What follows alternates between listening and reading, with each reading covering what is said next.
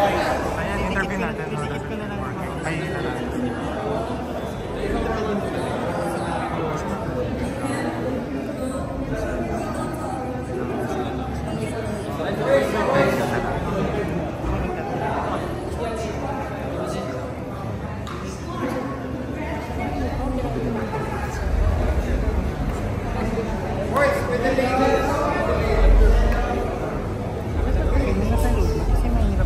Kanina nga lumabas ako, naalis yan. Kasi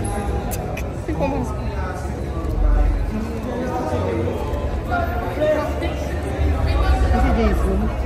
Okay, Jason. Ganda. Ako din. Ako naman. Kaya naman, sino nagpipicture? Thank you.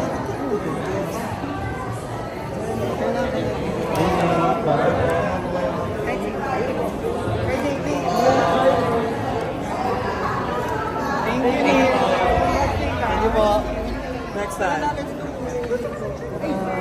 For the second time, very grateful po sa BT Awards. And sana next year ulit, para gagalingan namin pala. And ano naman reaction nyo na in spite of sikat na yung SB19 ay maraming ibang bonds pero kayo pa rin yung nananalo every year? We're very happy naman po sa lahat ng groups na nanonood din. Ginagalingan din nila. So we're very competitive yung industry.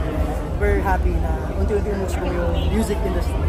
So, ayun, congratulations sa lahat. Congratulations sa lahat ng group. Thank you. T-pop, syempre, T-pop.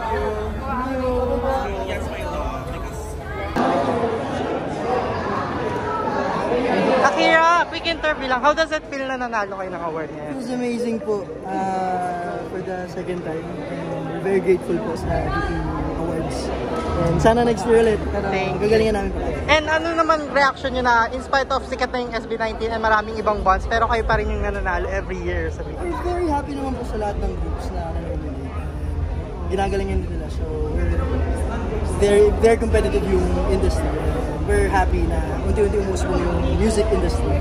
So, ayun, congratulations sa lahat. Congratulations sa lahat ng group. Thank you. Thank you. On behalf of all the hardworking people, we'd like to thank Village people and the ones who voted for us.